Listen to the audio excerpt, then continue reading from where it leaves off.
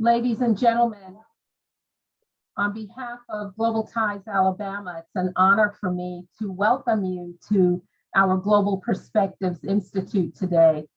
We're really thankful for the continuing conversations that we've been having as it relates to the war-torn Ukraine. We've been able to identify courageous experiences and stories, of course, through people who are impacting Alabama, the United States, and the world. This is part 4 in our series. And, when we were putting this together, we weren't sure of the attendees or the panelists that we have. So to have all of you on today tells us that this is still a very important topic. We're very thankful for our strategic partners at the Congressional Office for International Leadership and our partners at FHI 360 in Washington, D.C. We're thankful for the board members of Global Ties Alabama and our diplomatic corps volunteers who are on this call as we together will learn what is really happening in the Ukraine. We're so very privileged to see one of our panelists who just arrived, let's see, I think on Monday, Yarina Zerba. She's also a former alumna of the Open World program from 2013. So please forgive me if I called her out before she was introduced by our moderator.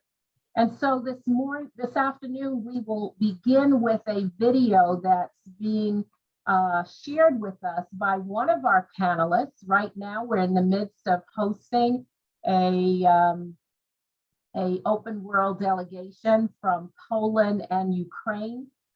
Their focus is on education, integrating refugees and displaced persons. We've been told by them that we have had more meetings than any of their colleagues in other delegations, but they have been impacted by meeting the resources here in the state of Alabama, meeting our diplomatic corps members, and learning of the commitment that we have to citizen diplomacy. And so at this time, we're going to open with the video, which will show you Americans in action in the Ukraine and surrounding geographies, helping to improve the quality of life for the Ukrainian refugees. Kezia, would you show? Thank you. I was watching on TV and saw all the sadness, and I came here to help. I needed to do something for the people of Ukraine.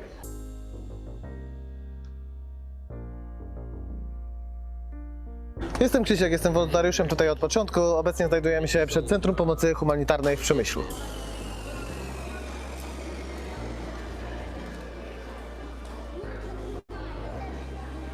Znajdujemy się tutaj w miejscu, gdzie rejestrujemy uchodźców z Ukrainy i właśnie ja się tym zajmuję. Rejestruję uchodźców, którzy do nas przyjeżdżają. I live in the States, but I was born in Kiev, Ukraine. I came here to help, to volunteer, be part of this awesome job that Poland is doing. And I'm actually working in the mother and baby room. Меня зовут Елена. Я родилась в Украине, живу в Нью-Йорке. Приехала сюда в лагерь беженцев помогать людям. Люди приносят лекарства, и мы помогаем их распределять тем, кто бежал, и у кого не осталось их лекарств, мы отдаем их бесплатно.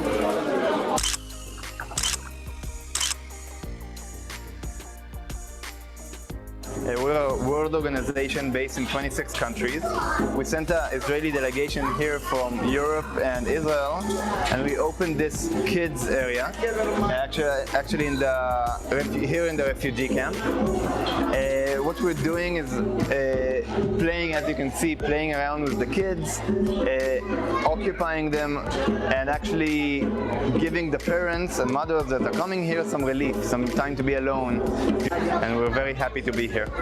My job here is I am a manager of this room, the largest room in the facility. I have about 30 to 40 volunteers working at any given time, and we house approximately 500 to 550 refugees here every night before we get them to their next destination.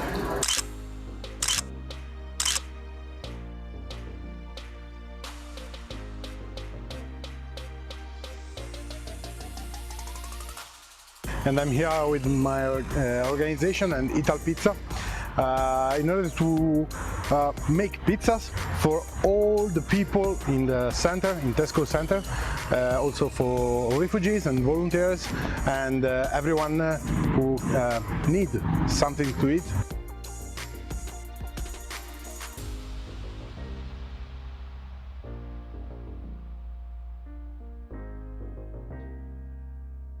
Cześć, jestem Kamil. Moim zadaniem jako kierowcy jest dostarczanie zaopatrzenia z magazynów oraz transport uchodźców z dworca do poszczególnych ośrodków pomocy humanitarnej. Medical assistant, and when we heard this disaster we came here. So I am here because many refugees are coming every day, between 5,000 and 7,000, and we try only to help them to carry their luggage, to provide accommodation, just to be there to help them to find their way in this terrible situation. That's all.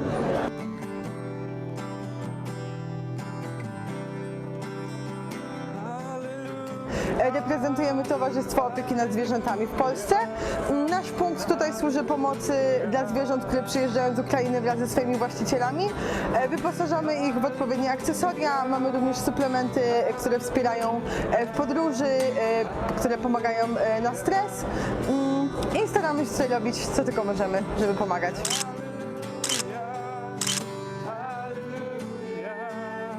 We came out on Wednesday with my friend, and we are helping out at World Central Kitchen.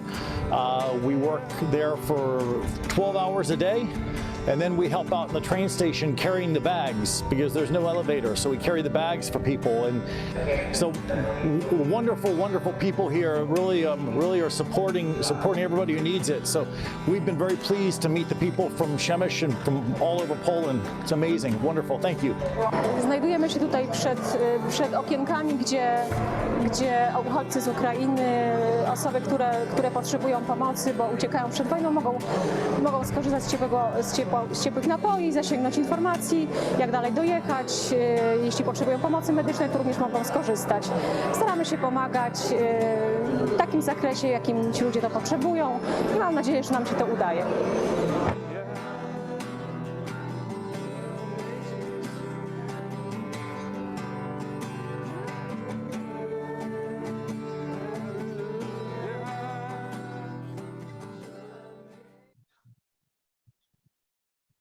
Svetlana, I just want to appreciate you for sharing this video.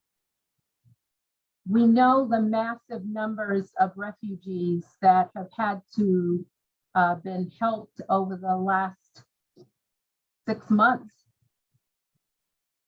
But seeing the number of volunteers is just amazing.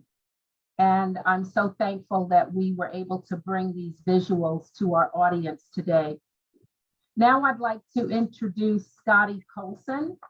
Scotty is Alabama's honorary consul to the Ukraine. He's on our speed dial here at Global Ties Alabama. Our delegation met with him and on Tuesday in Birmingham, where he is headquartered. And he's responsible for representing and promoting Ukraine as a country here in the state of Alabama, and to assist Ukrainian nationals in our state. He's been doing this since 2010, and I know that he has a lot going on because there's a major festival that he's leading that will take place this Saturday. So I'll turn the forum over to Scotty, who will serve as our moderator. Scotty, thank you so much for being with us again. Thank you so much. And I'll be the point guard passing the ball to the speakers and running the offense here. The shameless plug, if you're going to be, you want to come to Birmingham, you're going to be in Birmingham on Saturday at Independent Presbyterian Church, which is on Highland Avenue on the south side. From 2 to 4, we have a Ukrainian Freedom Festival. Going to be Ukrainian food, symphony orchestra, local Ukrainian dancers and singers, and we're going to have the refugee assistance groups represented there. And the funds that we're raising, it's free admission, but we're asking for donations. And funds will be going to refugee efforts in Birmingham, sister city of Venezia, and then also to the Alabama refugee effort. So if you're going to be in Birmingham, it's going to be really fun. Going to be a great opportunity to do good while having a good time. So let me introduce our speakers. We have Yulia Bell, Robin Fussell, which is it, Robin? Okay. Yarina Zherba and Svetlana I did it so good in practice. Chistiakova will be our presenters today. They all have their own wonderful stories. They're going to be sharing some of that. As you know, the theme here is the courageous experience and strength of Ukraine and the stories, how it affects Alabama and the US and our involvement with it. So we will start out with Yulia and hit it, Yulia. Yeah, I'm just unmuted. Hello, everybody. I was trying to host one of the Global Ties Alabama, but it's a lot of going on, so that didn't work. So I guess quickly introduce myself. I was born in Soviet Union, the time the Soviet Union was in. I was born in Kazakhstan, which were one of the republics of Soviet Union. But my dad was from Ukraine. So every summer I spend in Ukraine. And I have cousins there, I have family there. And in 2014, then the war started. War started in 2014, the Crimea was annexed. I started involved in the pro-Ukrainian rallies and I guess raise people awareness what's going on in Ukraine. And of course, on February 24th this year, the full-scale war broke in Ukraine. I called my family immediately. Unfortunately, I have family in Russia too. They are supporting invasion and the family in Ukraine. Three of my cousins volunteered to fight on the front line. Today is August 18th, exactly 1 month, and my cousin was killed in the action. In Ukraine front line, he was 34 years old. He was a pilot of civilian aviation. We still cannot deal with the fact that Alexander is no longer with us. He was the kindest of my relatives. I'm sorry, it's very emotional war for me. Well, after first shock of the war, I started to do what I can. We were running rallies in Alabama and here in Huntsville every Saturday, Sunday, any venue we can get, any kind of help we can provide. You can see us in the Lowe's Mill, in camp, in Green Street Market, any venue, anybody can help us with. We are running rallies, making sales, asking for donations, trying to help with anything we can. So Yarina was helping us to transfer some kind of donations to Ukraine. So we're all working together. There's a big Ukrainian community in Huntsville.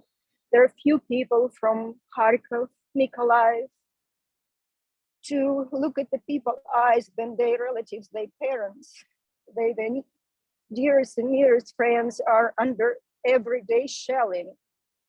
I just don't know how they handle that. Mykolaiv being shelled every single day. Kharkov being shelled every single day. I don't know what else to tell people, how to deliver the message. This war has to stop by all means. The youngest and brightest on the Ukrainian side are dying under bombing. So from US side, we are so grateful that people of US trying to help. We have to put every efforts we can to help more.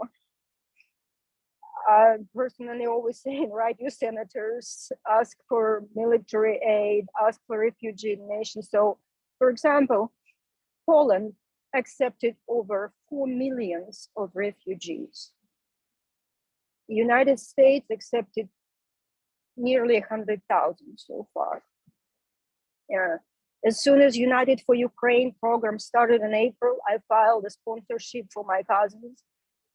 One of my cousins was able to make it here, so now he's here sharing and staying in my house, and we are trying to make him comfortable here.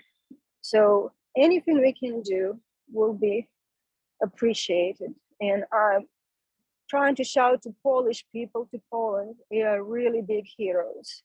I was talking to Global Ties Alabama Polish representative, and they said in the beginning of the war, they received 4,000, 5,000 refugees daily.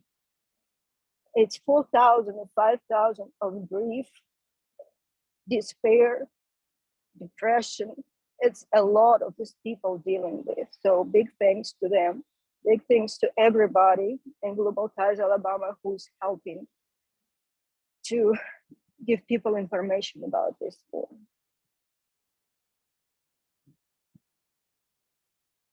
Okay, thank you. And after the speakers, we'll be open for questions too. And if you have any questions, also use the chat button at the bottom of your Zoom screen.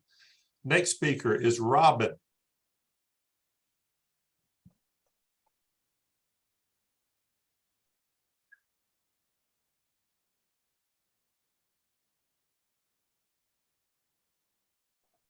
Robin, you're muted. Oh, I don't know how that happened. Okay. What I was saying is that I'm an American, and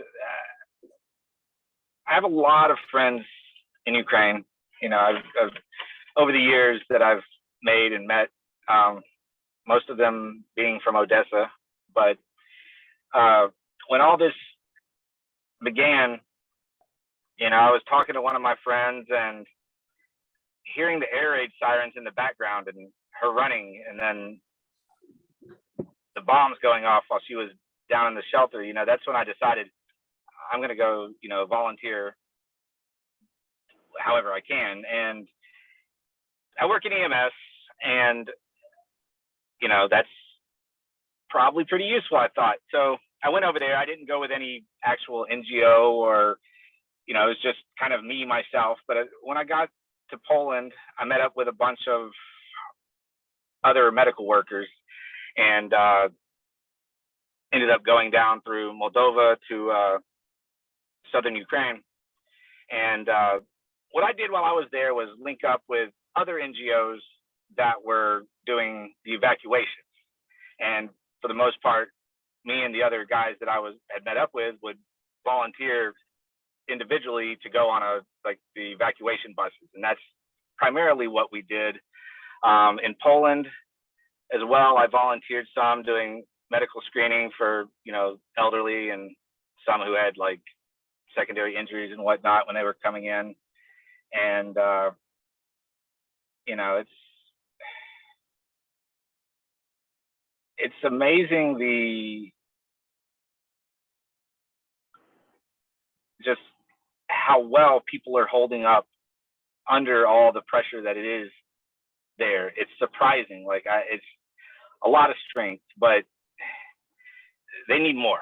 You know, they need more help from, you know, from the world in general. You know, the U.S. too. You know, just like when she said that they only allowed 100,000 Ukrainians to the U.S. I mean,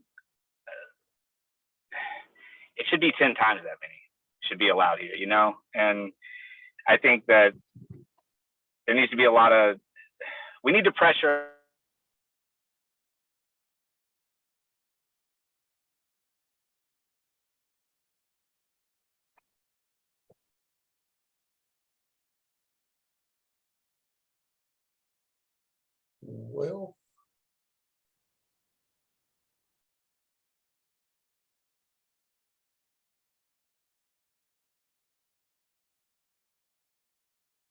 Well, he seems to have broken up there for a bit.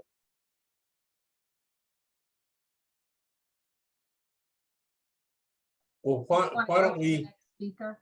Oh, Hmm? yeah, he's So frozen. why don't we come back to Robin after everything, hopefully after he gets into a better cell or something. So let's go with Yarina. Yarina, my friend, glad to see you among all the Charger stuff there at UAH. Good afternoon, everyone. As Jackie said at the beginning, I just returned from Ukraine on Monday, and we went with whole family. Like my mom was here after the war began. She came here because in our house we live in western part of Ukraine that is can't be reached, by Russian troops, but it's still attacked by missiles. I mean, Russia is doing everything to create the atmosphere, that there are no even square foot safe in Ukraine. So this is actually also the weapon, it's the weapon that terrorists use. They want to create this state of constant fear. So terrorist key weapon is fear. It's Russia would do, with Ukraine, with all Ukraine, what it done with in Bucha and Irpin, but they just can't to do that thanks to our army and people and support of the world. But they still are terrorizing all country, but this missile strikes that are just random, that they are trying to target the most populated places in order to have as many people killed at once as possible. And even in the strikes are coming from different places, from Belarus. I have friends who live near the Belarus border, so they just don't have even missiles, but they are put into airplanes that strike missiles just in order to create like threat that could be potential missile attack. So sirens are going on. So it's like people in Ukraine, they live constantly with this. It can be several times per day, this siren alarms that you need to try to bomb shelter. So, and they are even creating this fake missile attack threat just in order to terrorize in the way that this is siren alarms. So what I am trying to say that, it's for me personally, it was not easy decision, and we had to convince all family, like we have kids, 1 year old and 3 year old. Victoria older, she will be 4 next week.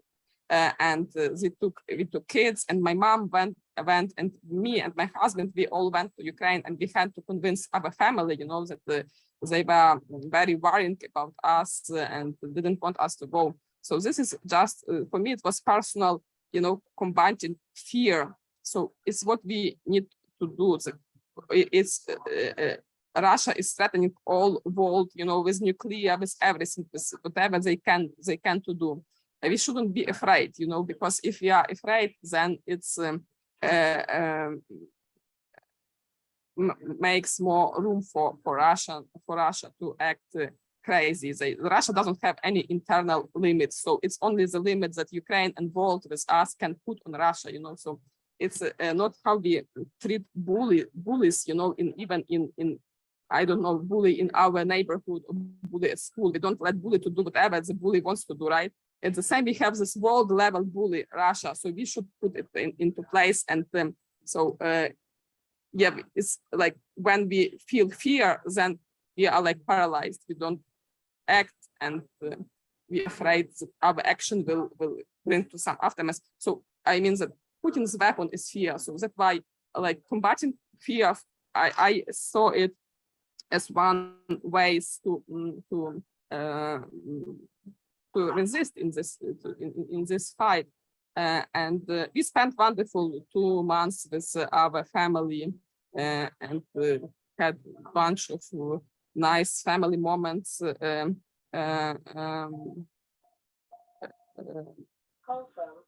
Yes, Red Cross in Ukraine. There is I see the question in chat. Actually, the organization that I would advise to donate is Global Ties Alabama, that we all know and trust. And right now, we have email actually this morning talking about tourniquets.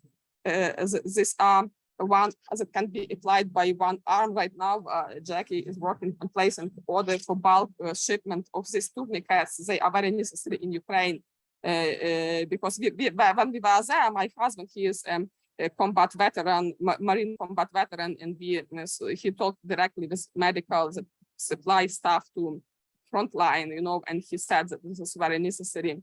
Because they have just this simple old tourniquet that can't be applied by one arm, and as they also need more time to apply and so on. So this is just life-saving stuff, because many warriors, they are buying like 90%. He told I wasn't able to find, like official statistics or something but that medical that we talked to, he said that 90% of warriors, they are dying from blood loss. So if you can apply this tourniquet faster, and stop blood, it can be life-saving for people. So I would suggest to donate to Global Ties Alabama, and this organization provides supply for Ukraine.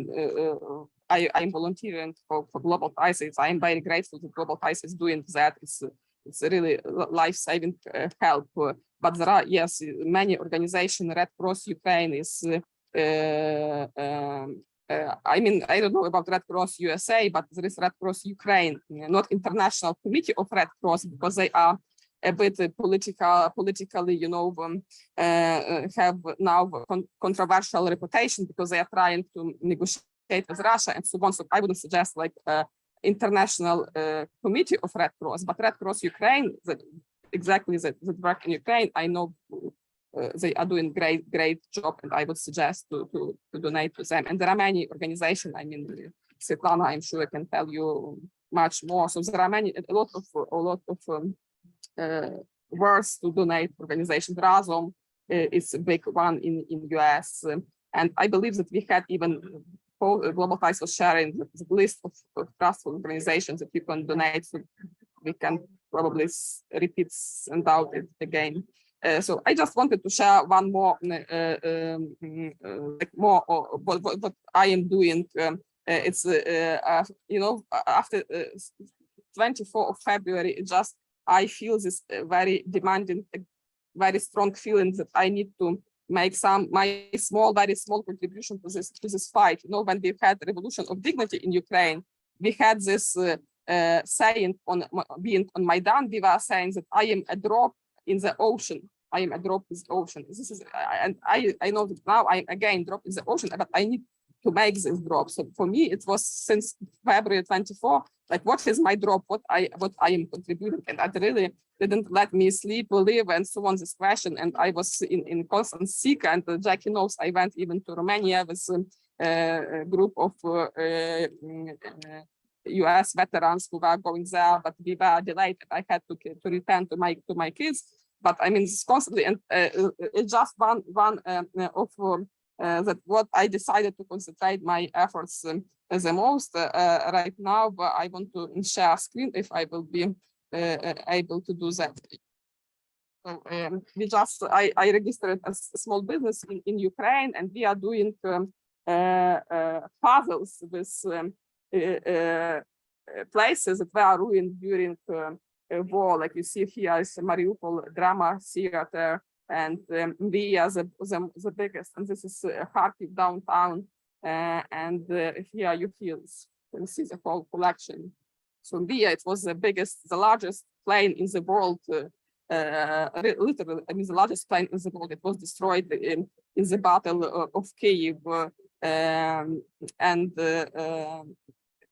there is a fund already created by the Antonov. This is a manufacturer who who own the planes, they want to rebuild the dream. The Mria, it means dream in Ukrainian. So it says we will rebuild our dream, you see. So this is like logo of our startup that makes puzzles. So the profit we will donate to the funds, for instance, to the puzzles that if you buy puzzles with Mria, this profit will be donated to the that fund for rebuilding Mria. And here you see Chernihiv Youth Library. There is all stories behind this. This is old, very nice building that lived through First World War, Second World War, and was in 21st century destroyed by Russians. And all these places. So please just take a moment if you like this idea. This Ukrainian puzzles.com. The address is.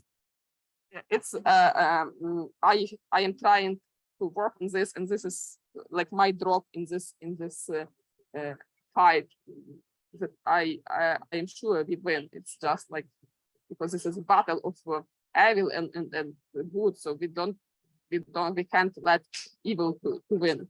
All the world go together. Thank you. Thank you. We've got Robin back. Robin, you want to finish up? We lost you in the middle, and you are muted. Where did it disconnect me at? I'm not sure what happened. I lost connection. My internet on my phone went completely down. So you were talking about when you were in Ukraine and helping with the EMT and the medical.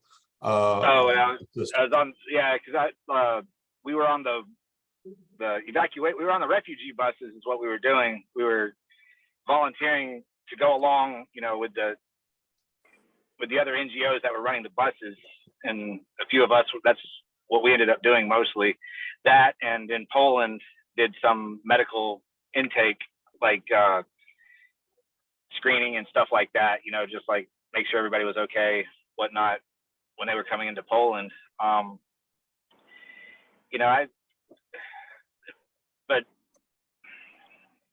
I don't really know what to go into with a lot of that because there's a lot of stuff. But mainly what I wanted to say, though, is that for everything that this country, the U.S. is doing, it's not enough. And I wish more people would, get in touch with their politicians and just try to get more done. 100,000 Ukrainians is not, that alone is just, the number is just minuscule compared to the number of people that are in need, and a country like she was saying with Poland, who has allowed so many, Ukrainians in, that country does not have the resources to do that. There was a lot of like trouble when I was in Poland in terms of, trying to support everything. And I think the U.S. is in a great position to alleviate a lot of that, but it just doesn't seem like we're doing enough here. And, I don't know. It's just, I don't know. How long did I stay in these 2 years? Okay. I was there, let's see, I left on April 20th and I got back about 3 weeks ago. So however long that is, 3 months and some change. I guess the most memorable moment was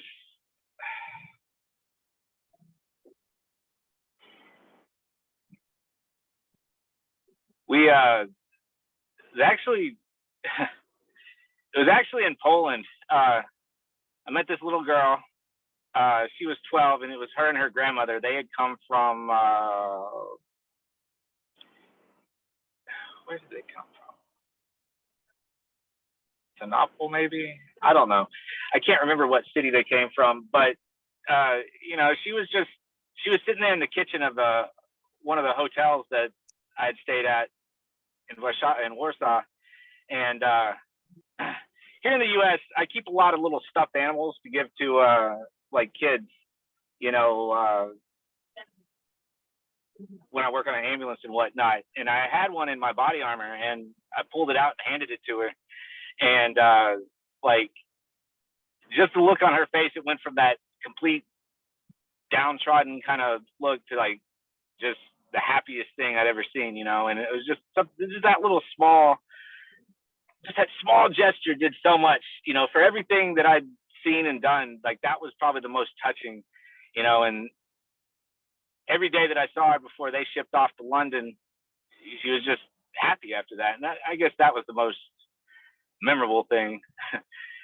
And, you know, her grandmother was really nice too. I spent a lot of time talking with them about everything, but I guess that's how I can answer that question. That's very beautiful, Rob, and I appreciate you for sharing that. That's the kind of story to keep the American people understanding that this is people, that this is a people-to-people thing, and I think that's very beautiful. Our next, oh, go ahead. Our next contestant is our wonderful guest here in Alabama, Svetlana. Svetlana.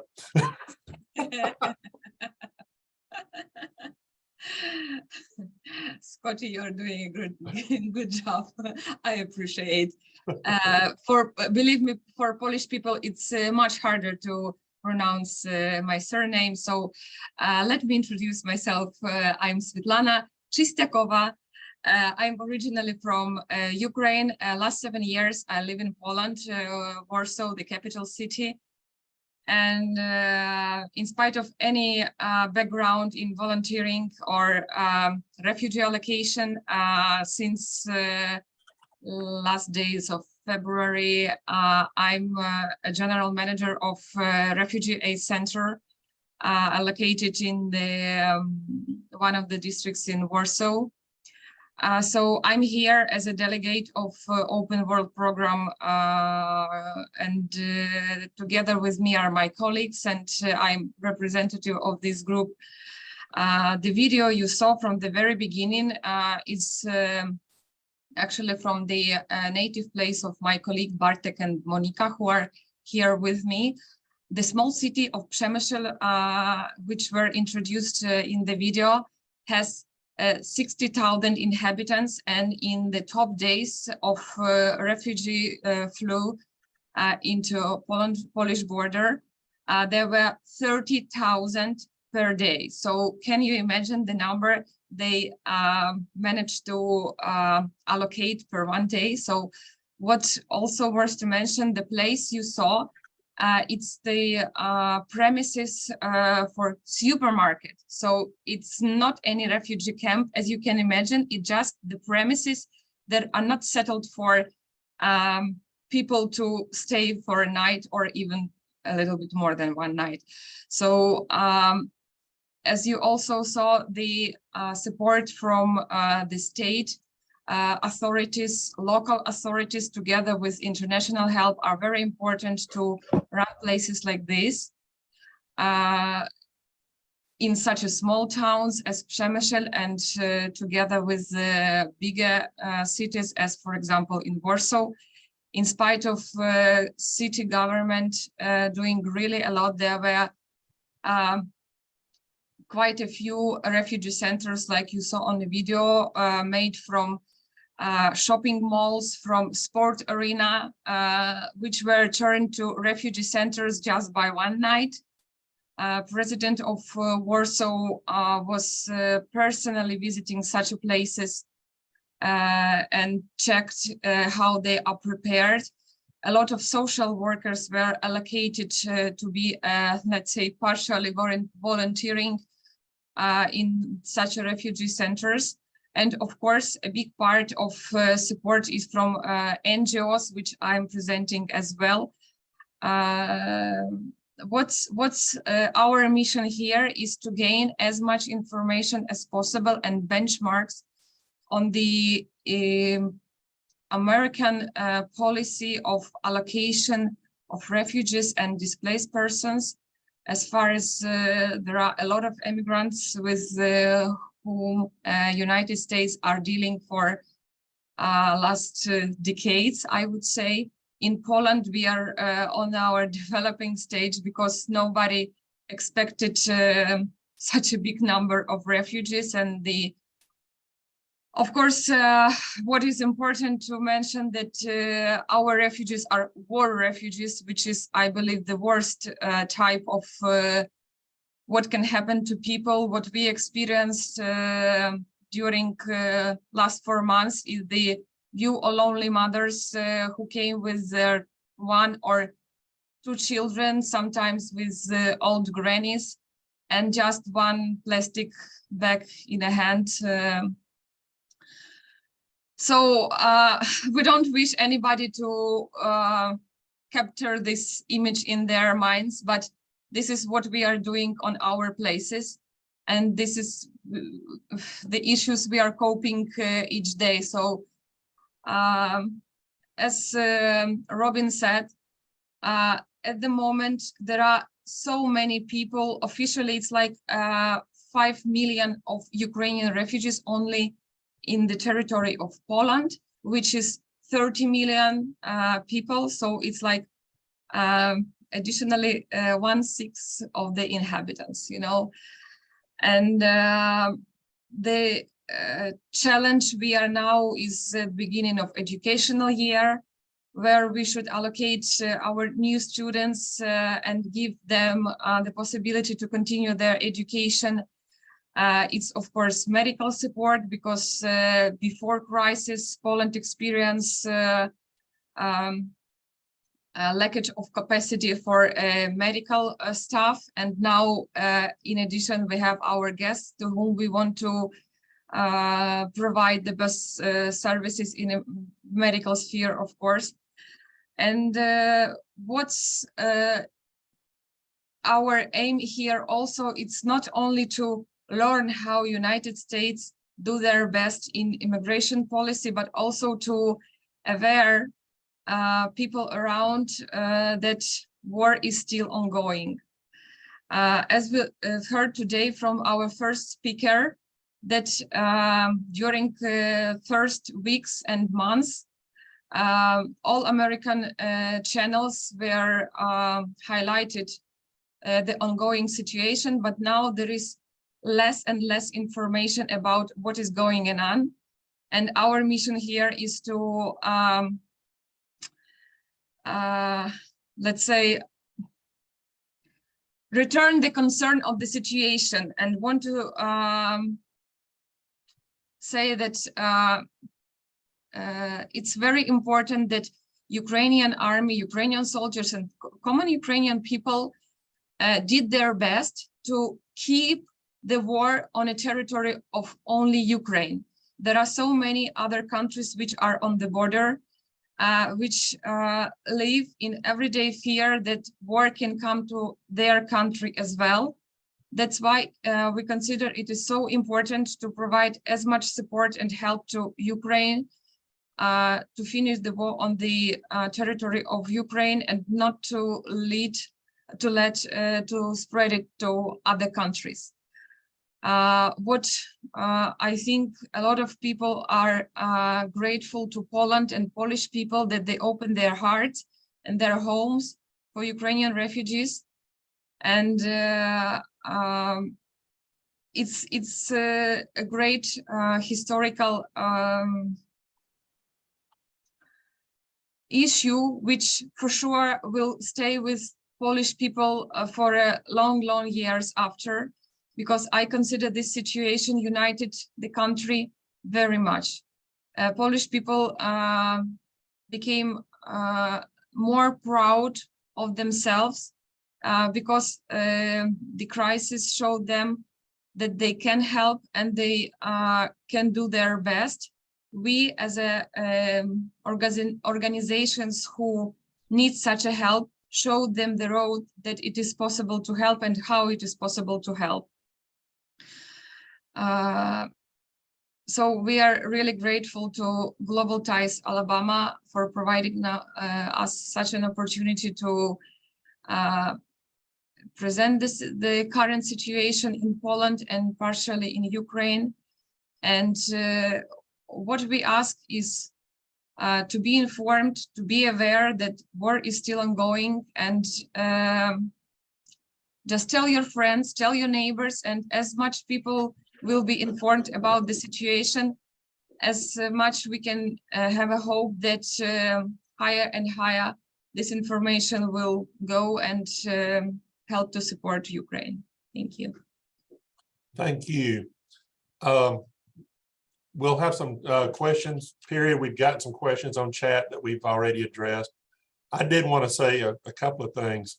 When I was in Ukraine in 2012, and I was in Venezia, this was during the Yanukovych administration, and you had Russian consultants everywhere at that time, consultants in parentheses. And the talking to a couple of them, went out to dinner with a couple of guys, and they said something that I thought was funny at the time and just delusional. But they were telling me that their goal was to bring the world and the West down to their level. They realized they could not compete with the West technologically and economically, but they could divide us. They could make us as bad as them. And I scoffed at that. They said, we want to do to the US what they did to us, to divide it, to break it into smaller countries and have them dislike each other and be quarrelsome and warlike with each other. I really wish I could find those guys and apologize for laughing at them, because that's exactly what they're doing.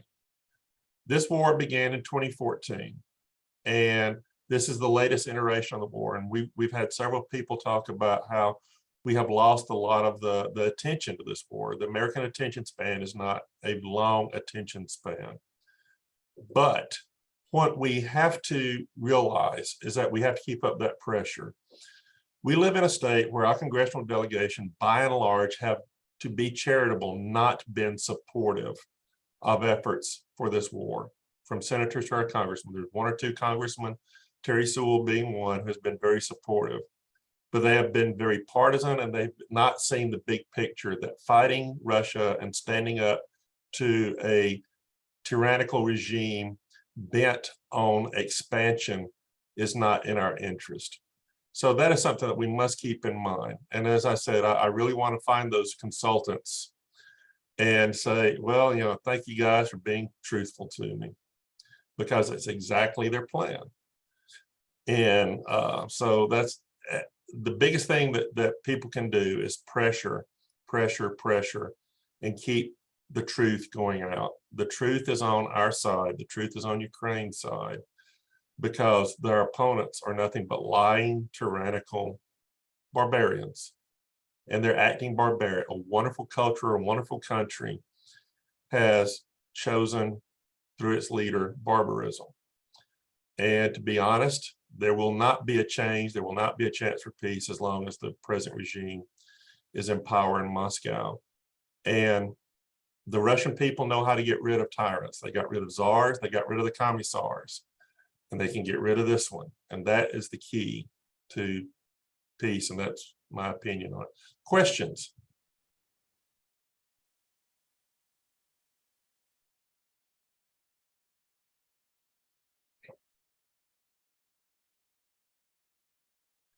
Yeah, we have one thing in the chat, keep the truth going out. We can share these Global Perspective Institute podcasts with others. Yes, share with others. It's very important that people hear this. There's Russian propaganda. Very small example. I have been attacked several times on Facebook when my account, not my original account, can no longer use, because and this was Facebook said that they were getting 300-400 complaints from Russian bots a day on things I posted. And there was nothing wrong with what I was posting, but they understood the algorithm could silence you. These are Russians silencing an American in this country. And that is going on. And that's something we must keep in mind and understand the nature of our opponent in this conflict. Hey, Scotty. Yeah. Hey, Reggie. Hey, I posed that question when Robin was saying that he wants, wish America could get more involved and do more. And I was curious, what more we can do. I mean, I am reading the comments and listening to what people are saying. Absolutely correct. But as you all know, here, we're on a borderline civil war ourselves here. So, with our political, disagreements that we're having in this country currently, with our administration, past administrations, and so forth. So with that being said, I think that a lot of people are like, well, we got enough issues going on here to, help out other countries. So I guess I'm trying to figure out, what exactly, can we do to help, Ukraine, especially when we got brewing issues here in our country, if it makes sense what I'm trying to say.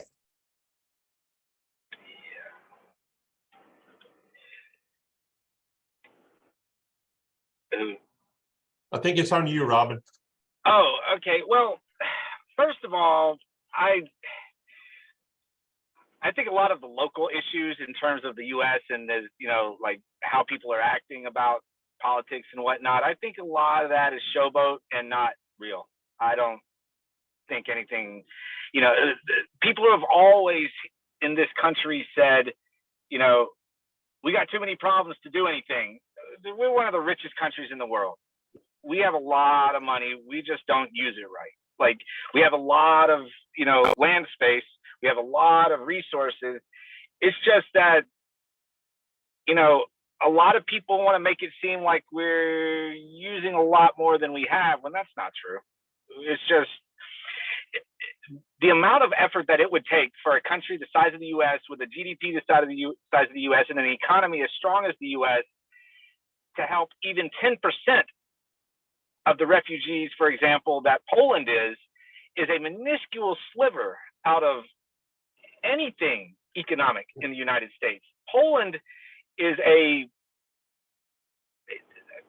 I don't mean this in any type of negative sense, but it's economically it is small compared to the U.S. You know what I mean? Like it is not very, like it's not an extremely wealthy country by any means, and yet they're doing 10,000% of what the U.S. is doing for the refugees, just in numbers alone. And what I saw when I was there, like every single hotel there with a Ukrainian passport, they had a place to stay.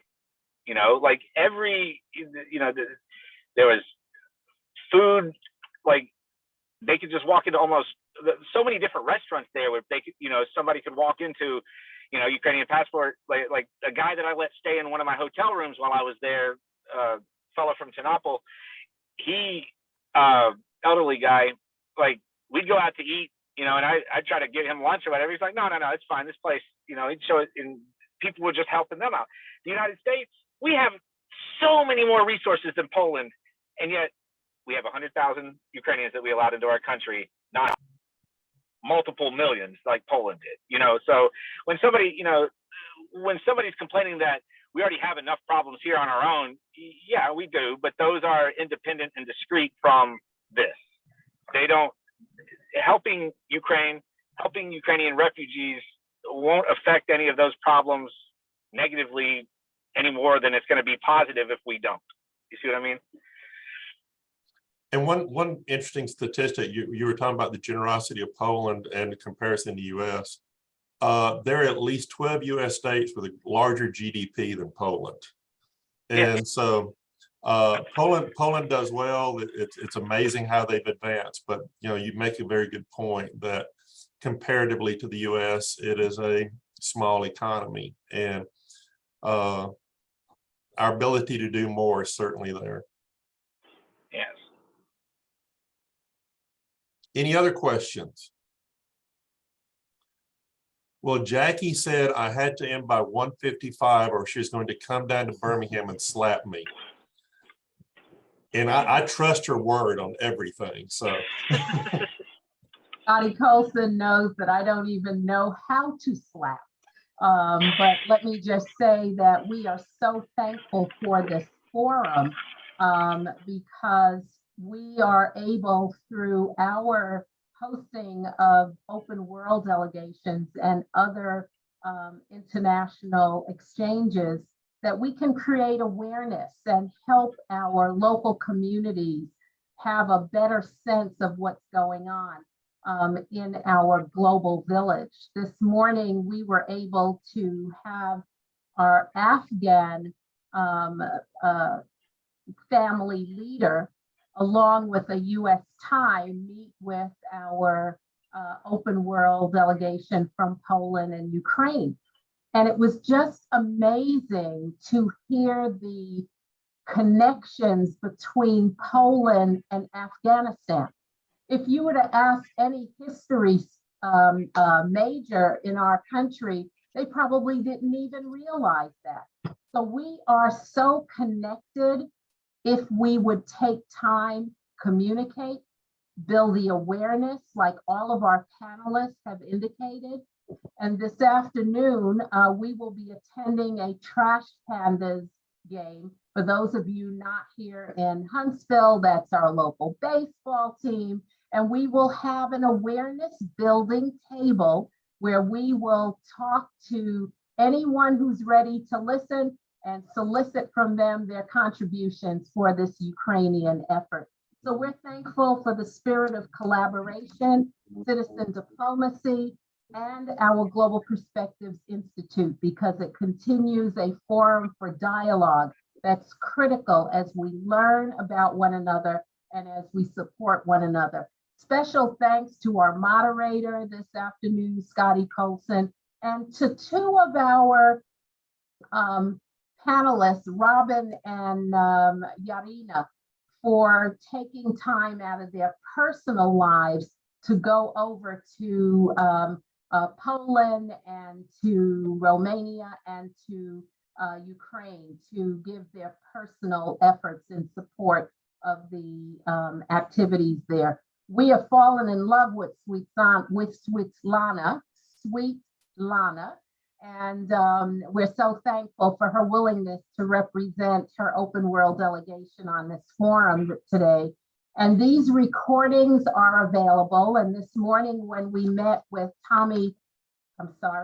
Senator Tommy Tuberville's regional director, we promised that we would send the 4 recordings of each of our Global Perspective Institutes, because we have a sense that there's some knowledge that needs to take place among some of our elected officials in Washington, D.C. And we know that these forums will give them a sense of grassroots efforts to help improve the peace that needs to exist in our global village. Thank you all for joining today. And please visit our website where there is a list of the available resources that are supporting Ukraine. We're thankful for Yulia as well. And what a wonderful, wonderful forum this afternoon. Have a wonderful day.